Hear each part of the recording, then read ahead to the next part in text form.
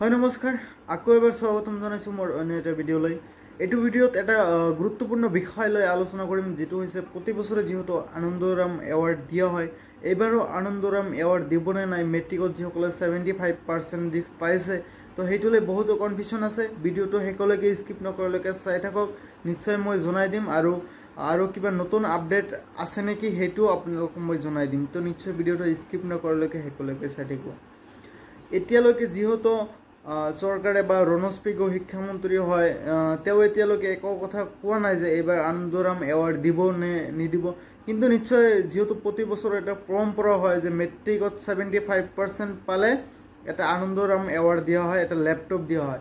কিন্তু লেপটপৰ সলনি কি দিয়া হ'ব? পইচা দিয়া হ'ব। ইয়াত 16,000কৈ আপোনালোকক পইচা দিয়া হ'ব লেপটপৰ সলনি, যিসকলে 75% এবভ মাৰ্ক পাইছে। তো আৰু কেইটামান গুৰুত্বপূৰ্ণ আপডেট আছে যে তোমালোকৰ ফৰ্ম ফিল আপ ষ্টাৰ্ট হৈ গৈছে। যিসকলে হাই ছেকেণ্ডেৰীত এডমিশ্যন ল'বা, তোমালোকে স্কুলত গৈ ফৰ্মবিলাক লৈ ল'বা আৰু তোমালোকৰ এডমিশ্যনখিনি কৰাই ল'বা। এইখিনি আছিল আজিৰ ভিডিঅ'টো। যদি ভাল লাগে তেন্তে এটা লাইক কৰি দিব। চেনেলটো যদি প্ৰথমবাৰ হৈ থাকে তেন্তে ছাবস্ক্ৰাইব কৰিবলৈ নাপাহৰিব। থেংক ইউ ছ' মাছ ৱাচিং দিছ ভিডিঅ'।